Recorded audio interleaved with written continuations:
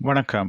உங்களை திரும்பவும் ஒரு ட்ரீம் ஸ்டார்ட் லேப் வீடியோவிலே வரவேற்பதிலே மகிழ்ச்சி. இந்த வீடியோவிலே நாங்கள் எங்களுக்கு தொழில்நுட்ப உதவி தேவைப்படும் பொழுது எப்படி ஒரு உதவி டிக்கெட்டை சமர்ப்பிக்கலாம் என்பதைத்தான் இதிலே நாங்கள் பார்க்க போகிறோம்.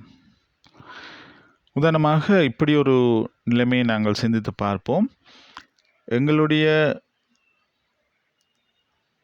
எங்களுடைய ஃபோனில் ஏதோ ஒன்று செயலிழந்திருப்பதை ஒரு அங்கத்தினர் இல்லாவிட்டால் எங்களுடைய புத்தக காப்பாளர் தெரிந்து கொள்கிறார். எனவே இதனை சரிப்படுத்த ட்ரீம் சேவ் தொழில்நுட்ப உதவியாளர் ஒருவரை ஊழியருக்கு மூலம் உதவியை நாட விரும்புகிறார். அப்பொழுது அங்கிருக்கும் ட்ரீம் ஸ்டார்ட் லேபில் உள்ள தொழில்நுட்ப உதவியாளர் குழு மற்றும் அவங்களுடைய தொலைபேசி மாடல், அதன் சிஸ்டம், பிறகு பதிப்பு போன்ற கூடுதல் விவரங்களை அவர்கள் கேட்கிறார்கள். அப்போ அந்த கூடுதல் விவரங்களை கொடுப்பதற்கு நாங்கள் இந்த ட்ரீம் சேவ்லே போய் அங்கே ஒரு உதவி டிக்கெட்டை பெற்றுக்கொள்ள வேண்டும். அப்பொழுது இந்த விவரங்கள் அவர்களுக்கு போய் சேரும்.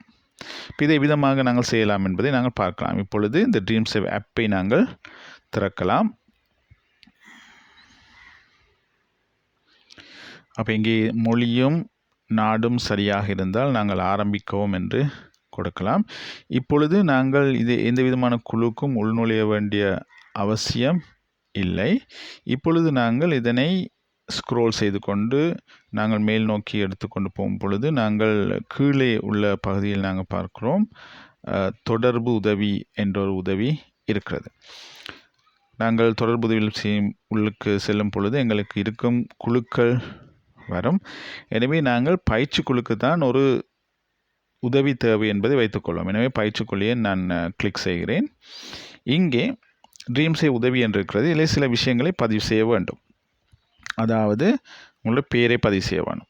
அப்படி என்றால் நான் என்னுடைய பெயரை பதிவு செய்கிறேன். இதையெல்லாம் நீங்கள் தமிழில் பதிவு செய்ய முடியும்.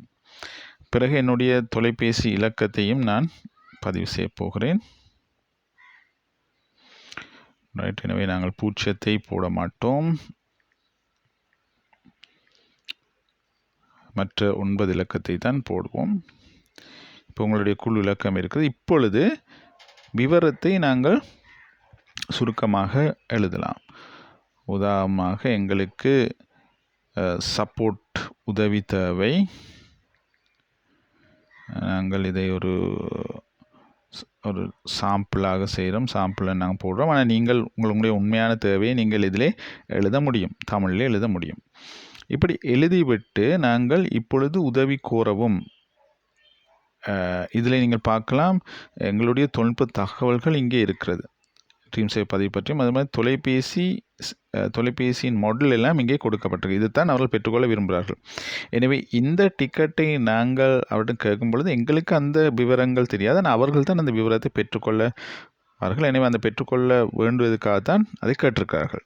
அவை நாங்கள் இப்பொழுது உதவி கோரவும் என்ற பகுதியை அழுத்தியவுடன் நாங்கள் இது கேட்கறதுக்காக நன்றி என்ற ஒரு பாப்அப் பாக்ஸ் வருகிறது. நாங்கள் சரி என்று சொன்னவுடன் இப்பொழுது அந்த டிக்கெட் உருவாகி கொண்டிருக்கிறது. ஆனால் நாங்கள் ஞாபகத்தில் வைக்க வேண்டிய விஷயம் என்னவென்றால், இந்த நேரத்திலே எங்களிடம் இன்டர்நெட் வசதி இருக்க வேண்டும். இன்டர்நெட் வசதி இருந்தால்தான் இதனை செய்ய முடியும். இப்பொழுது உங்களுக்கு ஒரு தகவல் வந்திருக்கிறது பாருங்கள், வெற்றி. எனவே நாங்கள் அனுப்பின டிக்கெட் வெற்றிகரமாக அவரிடம் போய் சேர்ந்திருக்கிறது. எனவே எங்களுடைய தொடர்பு நபர், எங்களுடைய குழு போன்ற விவரங்களுடன் அது வந்திருக்கு. எனவே இப்பொழுது அவர்கள் இந்த டிக்கெட்டிலே செயல்பட ஆரம்பிப்பார்கள். நாங்கள் சரி என்று சொன்னவுடன் இப்பொழுது டிக்கெட் போய்விட்டது.